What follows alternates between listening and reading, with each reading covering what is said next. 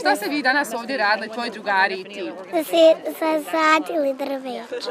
A zašto ste zasadili drveće?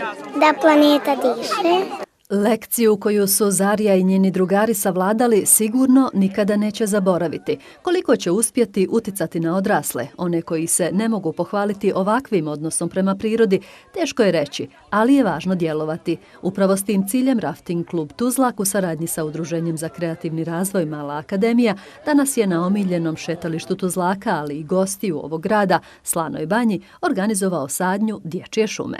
Ideja je da su klinci iz obdaništa i djeca njihovog uzrasta od 2 do 8 godina posadili sad ovdje jednu malu šumu, 51 stablo, a to je već otprilike pristojan šumarak, sa idejom da oni u budućnosti vode računa o tom drveću, da rastu zajedno, da ga zaljevaju i da shvate značaj očuvanja prirode.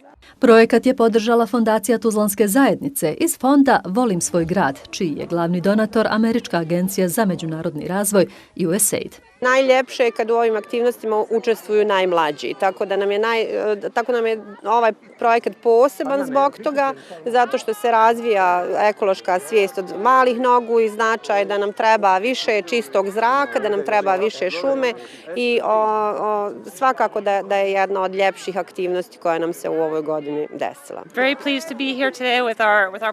Jako mi je drago da sam danas ovdje sa našim partnerima, sa Fondacijom Tuzlanske zajednice, Rafting klubom Tuzlak i sa našim najboljim partnerima, malom djecom. Zašto ovaj projekat? Upravo zato da bi se od malih nogu učilo koliko je bitno čuvati okoliš. 30 mališana, polaznika Udruženja za kreativni razvoj Mala akademija koji su danas sadili drveće, u proteklom su periodu prošli i ekoradionice, tokom kojih su učili o primarnoj selekciji otpada, čišćenju otpada u šumi, rastu biljaka i značaju kiseonika. Zanimljivo je da će posađena stabla na Slanoj banji nositi imena djece koja su ih posadila, a o kojima će u budućnosti brinuti sa svojim roditeljima.